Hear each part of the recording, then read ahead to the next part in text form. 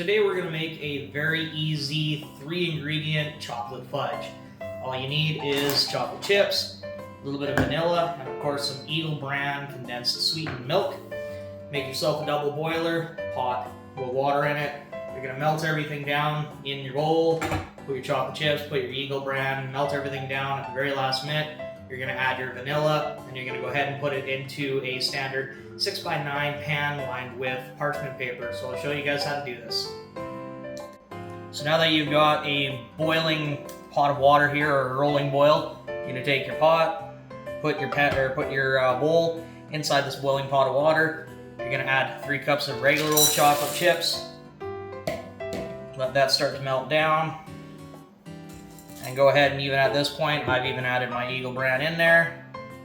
Get everything all mixed together. Get all the little bits out of this can. So it's basically the simple recipe of 3 cups of chocolate chips, whatever kind of chocolate chips you want, and 1 can of this Eagle brand sweetened condensed milk.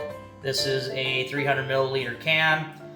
So that's all you really need. Once this is all melted down and nice and liquidy, you're going to add just a splasher of your vanilla.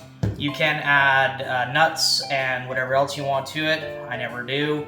And then over here I got the pan already ready to go, because once this is melted down, you don't want it to crystallize again. So you want to move really quick once this is melted down. And there you guys go. I don't know if you can see this. Once it starts to look like Play-Doh, I'm going to say, that's the perfect time that I go ahead and add a little splasher of vanilla. About that much. Put my glove back on here. Go ahead and mix that in. And once that's all mixed in, you're going to go ahead and transfer it right into the waiting pan, because this is the perfect consistency. So I'm going to go ahead, and get this mixed in, and then I'll put it into the pan. There you guys go. Easy 3-ingredient fudge. Very simple to make. This is a recipe you could also do in the microwave. You don't have to set up that double boiler. I just find the double boiler seems to work better. It gives you a better, smoother consistency, I find, and it's not a constant heating, cooling, because you want to keep it a very constant temperature, or you're going to end up with very firm and almost crystallized fudge. Not all that great. This will create a very smooth and chewy fudge. It's really good. So now all you're going to do is pop this into the fridge or into the freezer. I fridge for about 12 hours, give or take. Makes it nice and easy to cut.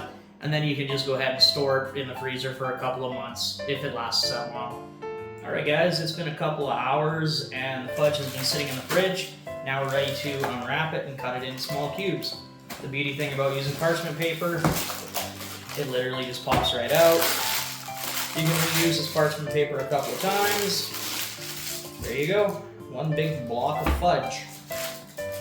And like I said, this has just been sitting in the fridge, so it is not too bad. It's not too solid yet. You should be able to easily cut it, kind of score it for whatever size you want. Looks about right. Then yeah, just go ahead and cut your lengths. It's a little bit solid because, like I said, it was in the fridge. This will keep for quite a while. There we go. So I'll just cut one off for now. And there you go. Perfect, quick 3-ingredient fudge. Real question is, how does it taste? Yep. It's always a really good recipe. Really sweet. A little bit of vanilla. Could have added more, but that's okay. This will keep, I've had it in the freezer for 2-3 months. Doesn't last that long, but it will last in the freezer. Great little quick recipe for any party that you gotta go to. So yeah, there you go.